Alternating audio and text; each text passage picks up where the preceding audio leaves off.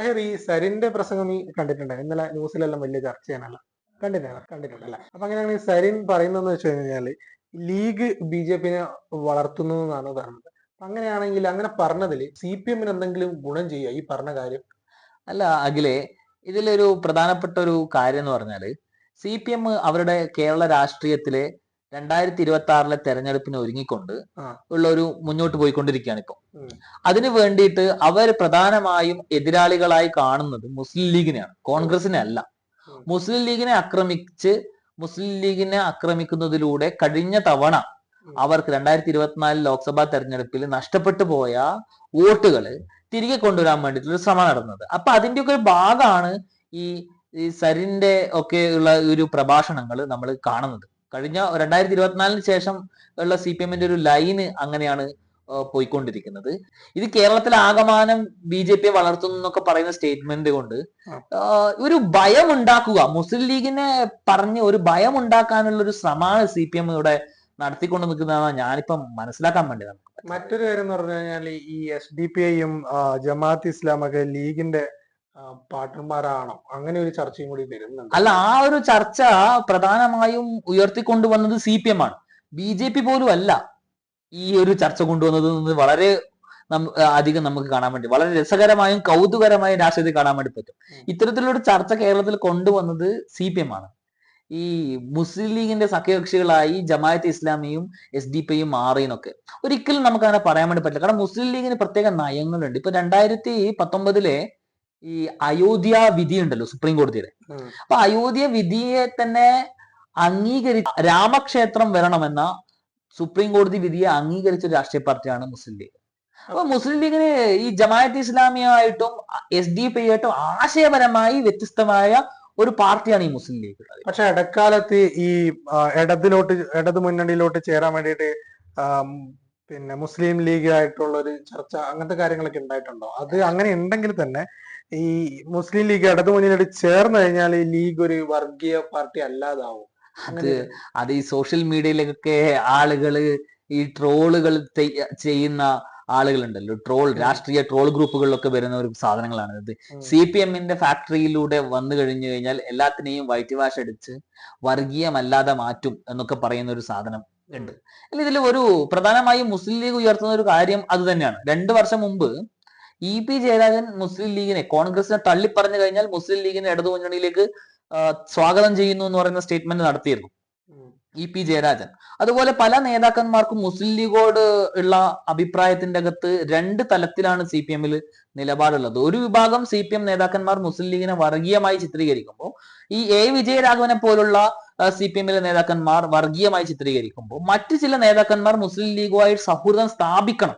ഇത് ഇന്ന് തുടങ്ങിയ പ്രശ്നമല്ല CPM-ൽ. CPM-ന്റെ ചരിത്രത്തിൽ മുസ്ലിം ലീഗുമായി ഉള്ള ബന്ധത്തെ സംബന്ധിച്ച് CPM-ൽ വലിയ തർക്കങ്ങൾ നടന്നു. ആ തർക്കങ്ങളുടെ ഒടുവിൽ CPM-ൽ എന്ത് സംഭവിച്ചു? CMB എന്നൊരു പാർട്ടി തന്നെ ഉണ്ടായിട്ടുണ്ട്. അതെ, കാലങ്ങളായിട്ടുള്ള ഒരു ഡിബേറ്റ് ആണ് ഈ മുസ്ലിം ലീഗിനെ സംബന്ധിച്ച് ഉള്ളത്. MV രാഘവൻ CMB രൂപീകരിക്കുന്നതിലേക്ക് നയിച്ചത് തന്നെ ഈ മുസ്ലിം ലീഗുമായുള്ള സഖ്യത്തെ സംബന്ധിച്ചുള്ള ഒരു ആശയ സമരമായിരുന്നു CPM-ന്റെ അകത്ത്. ഇത് കാലങ്ങളായി നടക്കുന്ന ഒരു കാര്യം. അപ്പൊ സഹീർ, ഇപ്പൊ ഒരു നാട്ടുവർത്താനുള്ളതും പ്രത്യേകിച്ച് പിന്നെ സോഷ്യൽ മീഡിയയിലാണെങ്കിൽ അങ്ങനെയുണ്ട്. CPM-ന് ഓരോ പ്രദേശങ്ങളിലും ഓരോ സമുദായങ്ങൾ നോക്കിയിട്ട് ഓരോ പ്രദേശങ്ങളിൽ ഓരോ രാഷ്ട്രീയം ഉണ്ടാക്കുന്നു എന്നുള്ള ഒരു നാട്ടുവർത്താനം ഉണ്ട്, അല്ലെങ്കിൽ സോഷ്യൽ മീഡിയയിൽ ഒരു ഇങ്ങനെ എന്താ പറയുക ഒരു ചർച്ചയുണ്ട്. എന്താണ് അങ്ങനെ നിങ്ങൾക്ക് അങ്ങനെ സ്പെസിഫിക് ആയിട്ട് അങ്ങനെ പറയാൻ പറ്റും? അതിപ്പോ തിരുവിതാംകൂറിൽ നോക്കുകയാണെങ്കിൽ ഇപ്പൊ അയ്യപ്പ സംഗമം, അല്ലെങ്കിൽ കോഴിക്കോടൊക്കെ ആണെങ്കിൽ പാലസ്തീൻ വിഷയങ്ങൾ. അപ്പൊ ഇതൊക്കെ ഒരു മുന്നോട്ട് കൊണ്ടുവന്നിട്ട് ആ ഒരു എന്നാ കേരളം ഒട്ടുമിക്ക ഇല്ലാതെ ഒരു അവരുടെ ഒരു ചർച്ചകളും പരിപാടികളൊക്കെ കാണുമ്പോഴുള്ള ഒരു സംശയം ആയിരിക്കണം. അല്ല, അതിൻ്റെ അകത്ത് പ്രധാനപ്പെട്ട ഒരു കാര്യം ഈ CPM-ന് ഫലസ്തീൻ വിഷയത്തിലുള്ളത് ഒരു രാഷ്ട്രീയമായ നയമല്ല എന്ന് വിശ്വസിക്കുന്ന ഒരാളാണ് ഞാൻ. കാരണം CPM-ന് ഒരു ശക്തിയും ഇല്ലാത്ത സ്ഥലങ്ങളിലും CPM പാലസ്തീൻ ഐക്യദാർഢ്യ സമ്മേളനം നടത്താറുണ്ട്. എന്നാൽ ഈ വിമർശകർ പറയുന്നത് കോഴിക്കോട് മാത്രം എന്താണ് ബഹുജന റാലി നടത്തുന്നതെന്നാണ്. തെരഞ്ഞെടുപ്പോടനുബന്ധിച്ച് കഴിഞ്ഞ തവണയും CPM മലപ്പുറം, കണ്ണൂർ, കോഴിക്കോട്, കാസർഗോഡ് ജില്ലകളിൽ ഈ ബഹുജന പലസ്തീൻ ഐക്യദാർഢ്യം നടത്തി.